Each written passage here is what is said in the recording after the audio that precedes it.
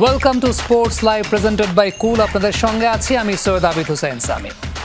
সাম্প্রতিক সময়ে শোনা গেছে সাকিব আল হাসান বিসিবি সভাপতি আমিনুল ইসলাম বুলবুলকে ফোন করলেও তিনি ফোন ধরেননি। সভাপতির ভাষ্য, সাকিবের নাম্বার সেভ নাই বলেই তিনি ধরতে পারেননি। পাশাপাশি শান্ত টেস্ট ক্যাপ্টেন্সি ছাড়ার ইস্যুতে আমিনুল বুলবুল বলেছেন, কারো জন্য কিছু অপেক্ষা করে না। সাকিব আল হাসান নিয়ে প্রচুর আলোচনা হয়।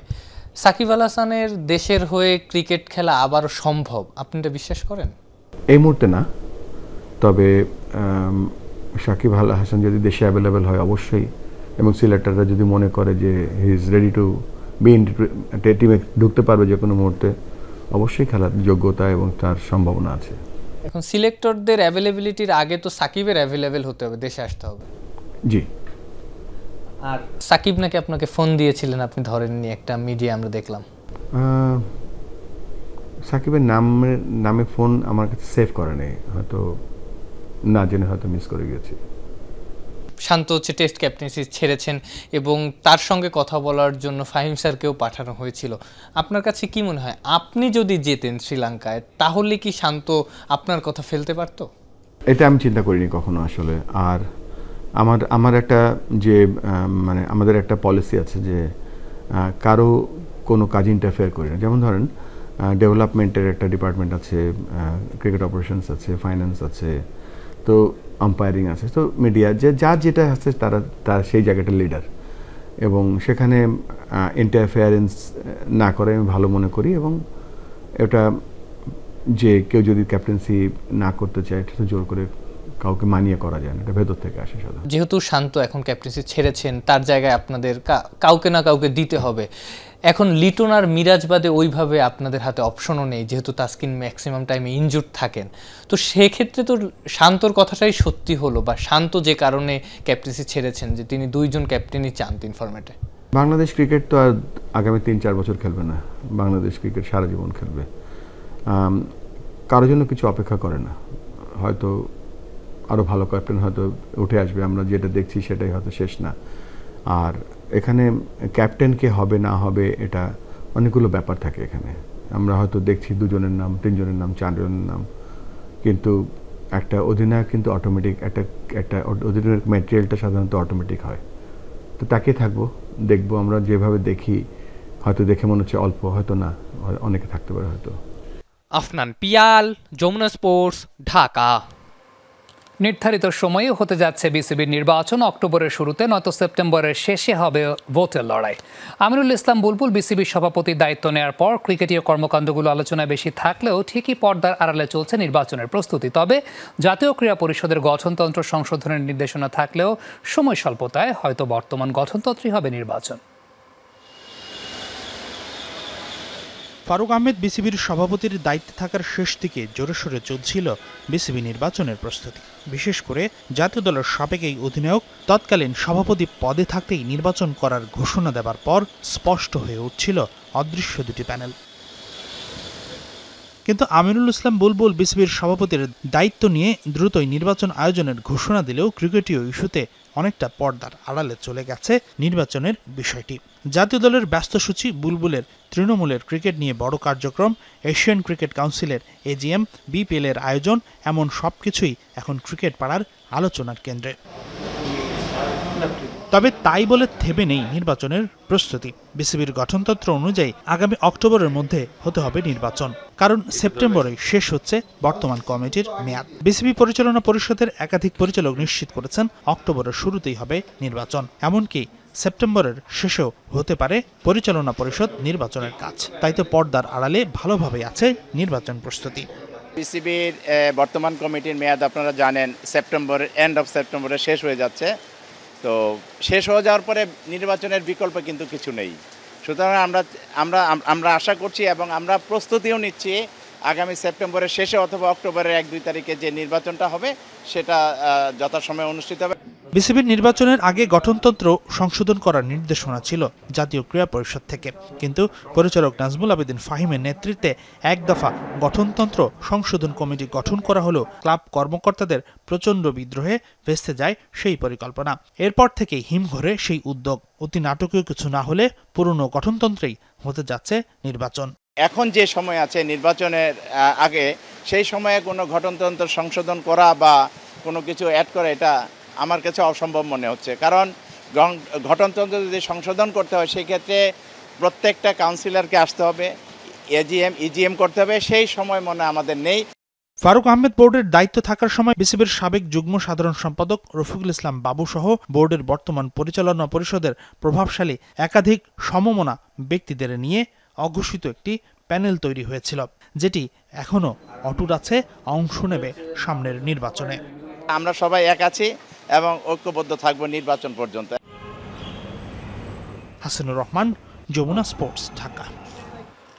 তাসকিন আহমেদের লাইফস্টাইল উন্নত করতে বদ্ধপরিকর বিসিবি। বাংলাদেশ দলকে প্রয়োজনে এতিমখানা বা স্কুলে ঘুরতে নিয়ে গিয়ে তাদের মর্ম বোঝাতে চান মোহাম্মদ সালাউদ্দিনরা। জানা গেছে সবশেষ কয়েক সিরিজে দেশে বা বিদেশের ড্রেসিং রুমের সব আবর্জনাও ক্রিকেটাররা নিজেরাই পরিষ্কার করেছেন। কালকে একটা ঘটনা ঘটেছে তাসকিন আহমেদের, দেখেছেন। এই ব্যাপারগুলো আপনি আসলে কিভাবে দেখেন? তাসকিনের সাথে আসলে কালকে কথা বলার সুযোগ হয় নাই, কারণ আমি জানি যে তারও হয়তো ফোন অনেক বিজি ছিল। যখন দেখা হবে তখন তার সাথে নিয়ে কথা হবে। আমাদের ক্রিকেটারদের লাইফস্টাইলের ক্ষেত্রে আরও বেশি সচেতন হওয়া উচিত কিনা? আমাদের ছেলেদের আসলে মর্মটা বোঝা যে আমি বাংলাদেশ ন্যাশনাল টিম প্লেয়ার, আমার দায়িত্বটা কিন্তু অনেক বেশি। চাইলেই তার মন চাইলে সে করতে পারবে না, তার অনেক রেসপন্সিবিলিটি, সোশ্যাল রেসপন্সিবিলিটি তার অনেক বেশি। সো এইগুলোও আস্তে আস্তে ডেভেলপ করতে হবে, এগুলোও ছেলেরা হয়তো আরও ভালোভাবে শিখবে আস্তে আস্তে। এবং ওটার জন্য আমরা কী কী করতে পারি সেটাও একটা মোটামুটি একটা, ধরেন এই ছেলেগুলো যদি কখনো যদি একটা টিমখানায় গেল বা একটা ধরেন হাসপাতালে গেলো, একটা পুরো টিমটা গেল, তখন কিন্তু তাদের ভিতরে অনেক কিছু রিয়েলাইজেশন আরও বেশি আসবে। বা যে কোনো একটা স্কুলে তখন তাদের ভিতরে কিন্তু ওই রিয়েলাইজেশন আসবে যে না, আমি আসলে আমার জন্য মানুষজন এতগুলো স্কুলে বাচ্চা আমার জন্য তাকায় আছে। তো এই ধরনের কাজ নেওয়ার পরিকল্পনা আমাদের আছে যে এই ছেলেগুলোদের আরও সোশ্যাল রেসপন্স আরও বাড়ে, কীভাবে বাড়ানো যায়, তখন হয়তো তারা আলটিমেটলি তারা সব কিছু শিখে যাবে। আন্ডার-19 পর হুট করে যখন ন্যাশনাল টিমে আসে তখন ওই আর্থিক ব্যাপারটাও অনেক বেড়ে যায়, ফেমটাও বেড়ে যায়, অনেকে এইটা কন্ট্রোল করতে পারে না। এই জিনিসটাও আমাদের ক্ষেত্রে হয় কিনা? অনেক সময় এই জায়গায় আসলে এই সমস্যাটা হইতো না, মিডিয়া হ্যান্ডেল করা, ইংলিশটা যদি ওই লেভেলে শিখে যায় বা সাইকোলজিক্যাল ক্লাসগুলো যদি তারা ওইখান থেকে শিখে আসে, তখন কিন্তু ন্যাশনাল টিমে এসে তাদের ওই ধাক্কাটা তাকে আসলে করতে হইতো না। তো কালচারাল যে জিনিসগুলো, এগুলো আসলে এইচপিতে যেহেতু আপনি অনেক সময় পায় প্লেয়াররা নিজেদের গড়ে তোলার জন্য, আপনি কিন্তু যথেষ্ট সময় না, 4-5 মাস কিন্তু তারা একটা একই জায়গায় থাকে, ওইখানে আপনাকে ওইখানে তাদের কিন্তু গড়ে তোলার আসলে সবচেয়ে ইজি ওয়ে এই জিনিসগুলো, যে আউটসাইড ক্রিকেটের আউটসাইডের বিষয়গুলো কীভাবে আসলে তারা কীভাবে কী করবে না করবে। তো এইটাকে যদি আরেকটু ভালোভাবে ফোকাস করা যায়, আমার মনে হয় এটা পরবর্তীতে তাদের এইখানে আসে আসলে। কারণ অনেক সময় দেখা যায় আমাদের অনেক ছেলেদের মিডিয়াতে যেতে বলে আজকে ইন্টারভিউতে দিতে যা, স্যার যাবো না আজকে। অ্যাকচুয়ালি তো ও যাবে না কেন, ও যখন ভালো খেলে তখন যাইতে চায়, কিন্তু যখন ভালো খেলে যাবে না কেন, যাবে। তোমারটা ডিলিংটা তুমি করো, তখন কি তার নিজের ভিতরে একটা কনফিডেন্স, আত্মবিশ্বাসটা চলে আসে। দেখবেন যে এখন ছেলেরা ওই ড্রেসিং রুম থেকে, আমরা যেই দেশেই থাকি, ড্রেসিং রুমগুলো ময়লা থাকলে আমরা সবাই মিলে ওইগুলো ফেলে দিই। তো এই ধরনের কালচারগুলো আমরা আস্তে আস্তে ডেভেলপ করার চেষ্টা করতেছি অ্যাজ এ টিম। তো ভবিষ্যতে হয়তো এক সময় এটা সুফল আমরা পাবো। আফনান পিয়াল, যমুনা স্পোর্টস, ঢাকা। চ্যাম্পিয়নদের গ্রুপে পড়লেও প্রথমবারের মতো বিশ্বকাপে যাওয়ার কঠিন সুযোগ বাংলাদেশের সামনে।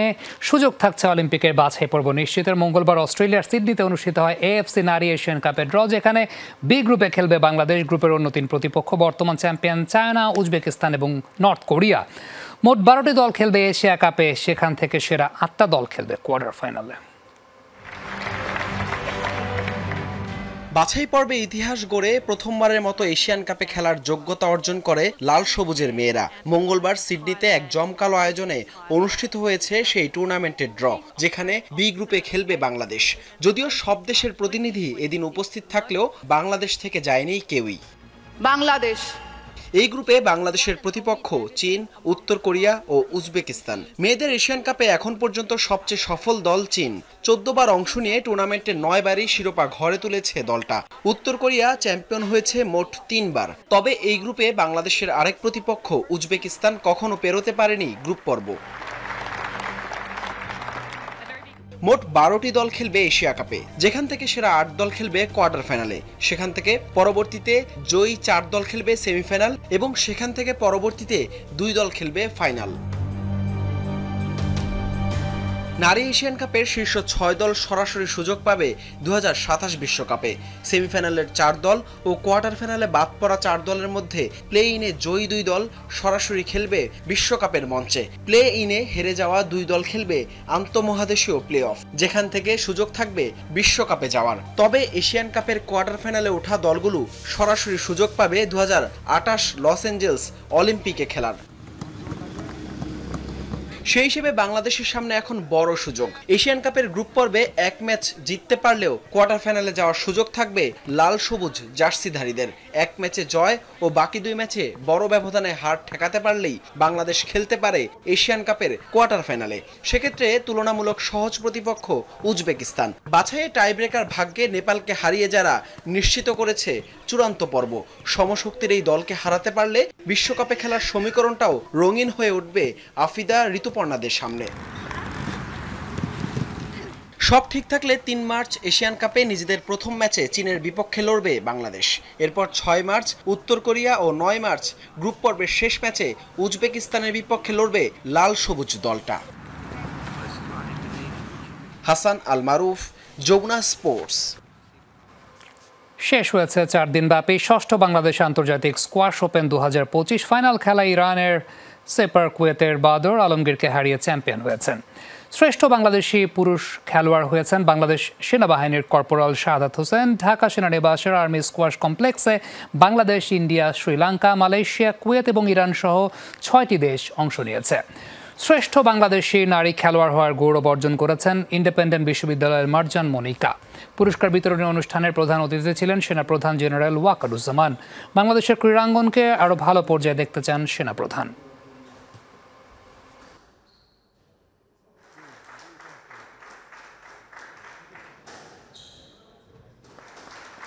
আমি চাই বিশেষ করে যে ধরনের আরও টুর্নামেন্ট করার জন্য, এই জন্য যদি ফাইন্যান্সিয়াল কোনো সাপোর্ট লাগে ডেফিনেটলি আমরা আমাদের সেনাবাহিনীর তরফ থেকে আমরা দেওয়ার চেষ্টা করব।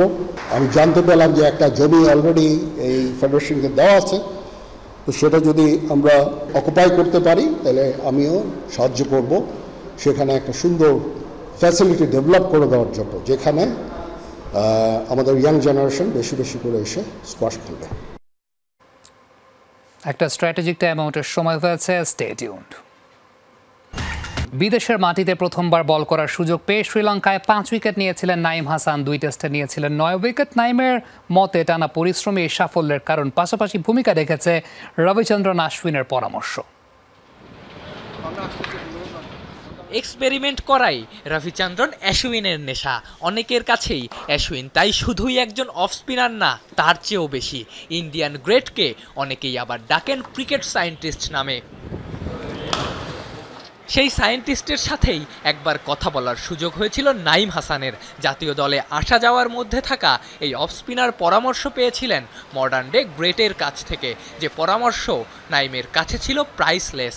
আমাদের কথা হয় কোচদের সাথে, কোচরা বলে তো আপনার আমি ফেসও করছি যখন আপনার ম্যাচ খেলি, ওখান থেকে অনেক কিছু শিখেছি। এমন আপনার বাইরের দেশে কথা বলার সুযোগ হয়েছিল হলো শুধু আশ্বিনের সাথে, ওর সাথে অনেক কথা হয়েছে, ও অনেক কিছু বলেছে, ওগুলো আলহামদুলিল্লাহ কাজে লাগতেছে। দেশে বিদেশে কিভাবে বোলিং করবেন অ্যাশুইনের দেয়া সেই পরামর্শ এখন কাজে লাগাচ্ছেন নাইম। শ্রীলঙ্কা সিরিজের আগে বিদেশের মাটিতে কখনোই বল না করা এই অফ স্পিনার মিরাজের জায়গায় সুযোগ পেয়েই নিয়েছিলেন 5 উইকেট। শ্রীলঙ্কায় 2 ম্যাচে 25 বছর বয়সী নাইমের উইকেট 9টা। আলহামদুলিল্লাহ, আল্লাহর রহমতে যে আল্লাহ একটা সুযোগ দিয়েছে ওটা আলহামদুলিল্লাহ ভালোভাবে কাজে লাগাইতে পারছি, এটাই আমার জন্য অনেক। কারণ আপনার যখনই সুযোগটা পেয়েছি তখনই চেষ্টা ছিল হলো আমার 100% দিয়ে আর প্রসেসটা মেনটেন করা, কারণ রেজাল্টটা তো আমার হাতে নাই। সেই 18 বছর বয়সী ডেবিউতেই নাইম নিয়েছিলেন 5 উইকেট। শুধু তাই না, 10ম সর্বকনিষ্ঠ ক্রিকেটার হিসেবে টেস্টে 5 উইকেট নেয়া বোলারও নাইম। কিন্তু এই স্পিনারকে দুর্ভাগাই বলতে হয়, যখনই ভালো করতেন তখনই হানা দিত ইনজুরি। যখন বোলিং ফিঙ্গার ইনজুরি হয়েছে তখন এর আগের ম্যাচে আমি 6 উইকেট পেয়েছিলাম আলহামদুলিল্লাহ। হ্যাঁ, এরপর আসলে ঠিক হয়েছে, 42 দিন পর জোড়া লাগছে, বাট ব্যথাটা ছিল, অনেক দিন ছিল। পরে বিপিএলের সময় একটা ইয়ার থেকে শুনলাম, ওই চার্লডিক ওয়ালটন থেকে শুনলাম একটা অ্যাপসম সল্ট আছে, ওটা ইউজ করলে হয়তো ভালো হইতে পারে। তো এটা দুবাই থেকে এনে ইউজ করছি, আল্লাহর রহমতে এক সপ্তাহ ইউজ করার পর আবার স্বাভাবিক হয়ে গেছে। 350 উইকেট নিয়ে ক্যারিয়ার শেষ করতে চান নাইম হাসান। যতদিন ক্রিকেট খেলবেন অবদান রাখতে চান দেশের জয়ে। আফনান পিয়াল, যমুনা স্পোর্টস, ঢাকা। আন্তর্জাতিক টি-20তে 8 বলে 5 উইকেট নিয়ে বিশ্ব রেকর্ড করেছেন ফিনল্যান্ডের মাহেশ তাম্বে। এস্তোনিয়ার বিপক্ষে এই ফরম্যাটে সবচেয়ে কম বলে 5 রান নিয়ে ইতিহাস করেছেন 40 বছর বয়সী মিডিয়াম পেস বোলার। দু দলের মধ্যকার টি-20 সিরিজের তৃতীয় ম্যাচে আগে ব্যাট করতে নেমে ভালো শুরু করে এস্তোনিয়া। 1 উইকেটে 72 রান করার পর এস্তোনিয়ার ইনিংসে ধস নামান ডানহাতি পেসার মাহেশ নিজের স্পেলের প্রথম 8 বলে 1-1 ফেরত পাঠান প্রতিপক্ষের 5 ব্যাটারকে। এর আগে আন্তর্জাতিক টি-20তে দ্রুততম 5 উইকেট নিয়েছিলেন বাহরাইনের জুনাইদ আজিজ। 2022 সালে জার্মানির বিপক্ষে 10 বলে এই কীর্তি গড়েছিলেন তিনি। শেষ টি-20তে 3 উইকেটের জয় তুলে ওয়েস্ট ইন্ডিজকে 5-0-তে হোয়াইট ওয়াশ করেছে অস্ট্রেলিয়া। এর আগে ব্যাটিং করে 170 রানে অল আউট হয় স্বাগতিকরা। জবাবে ব্যাট করতে নেমে 18 বল আগে 7 উইকেট হারিয়ে টার্গেট ছুঁয়ে ফেলে অজিরা। সেন্ট কিটস অ্যান্ড নেভিসে মাত্র আগে ব্যাট করতে নেমে 32 রানে 3 উইকেট হারায় ওয়েস্ট ইন্ডিজ। কিন্তু শিমরন হেটমায়ারের 31 বলে 52, রাদারফোর্ডের ঝড়ো 35 রানের ইনিংসের সঙ্গে হোল্ডারের 20 আর ফোর্ডের 20 রান যুক্ত হলে 170 রান করে উইন্ডিজ। অস্ট্রেলিয়ার পেসার দারভিস নেন 3 উইকেট। জবাবে ব্যাটিং করতে নেমে হোল্ডারের পেসে মাত্র 25 রানে 3 উইকেট হারিয়ে বিপাকে পড়ে অজিরা। তবে টিম ডেভিসের 12 বলে 30, ক্যামেরন গ্রিনের 32, মিচেল ওয়েনের 37 আর অ্যারন হার্ডির 28 রানের ইনিংসে 3 উইকেটের জয় পায় অজিরা। বরফের দেশে ভিন্ন রকম এক ম্যারাথনের সাক্ষী হয়েছেন উত্তর মেরুর দৌড়বিদরা। নর্থ পোল ফোরাম আয়োজিত ভয়ঙ্কর বরফের চাদরে ঢাকা পথ পেরিয়ে ম্যারাথন সম্পূর্ণ করেছেন তারা, যার মূল প্রতিপাদ্য ছিল জলবায়ু পরিবর্তন সম্পর্কে সচেতনতা বৃদ্ধি করা। গত 13 জুলাই অনুষ্ঠিত হয় নর্থ পোল ম্যারাথন। মাইলের পর মাইল পেরিয়ে শারীরিক সক্ষমতা আর মানসিক দৃঢ়তার পরীক্ষায় উত্তীর্ণ হন ম্যারাথন দৌড়বিদরা। পেশাদার অ্যাথলেটদের প্রতিযোগিতার পাশাপাশি সচেতনতা বাড়াতে এখন সকল শ্রেণী পেশার মানুষে অংশগ্রহণের ম্যারাথন খুব পরিচিত বিশ্বে। বর্তমানে বাংলাদেশেও বিভিন্ন সময়ে আয়োজন হয় ম্যারাথন। কিন্তু এবার বরফের ওপর ভিন্নধর্মী এক ম্যারাথনের আয়োজন করল নর্থ পোল ফোরাম। গত 13 জুলাই অনুষ্ঠিত হয় এই নর্থ পোল ম্যারাথন বা উত্তর মেরু ম্যারাথন। বরফ ঢাকা প্রান্তে হাড় কাঁপানো ঠান্ডায় অনুষ্ঠিত হয় এই প্রতিযোগিতাটি।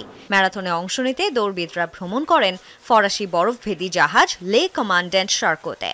এই জাহাজে করেই তারা পৌঁছায় নর্থ পোলে। জাহাজ থেকে নেমেই ম্যারাথনের উদ্দেশ্যে নেমে পড়েন উত্তর মেরুর বরফের চাদরে।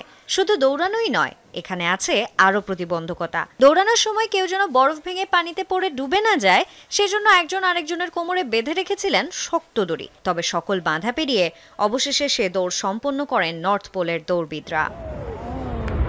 রানবুক আয়োজিত এবারের ম্যারাথন দৌড়বিদদের সামনে তুলে ধরেছে জলবায়ু পরিবর্তনের ভয়াবহ বাস্তবতা।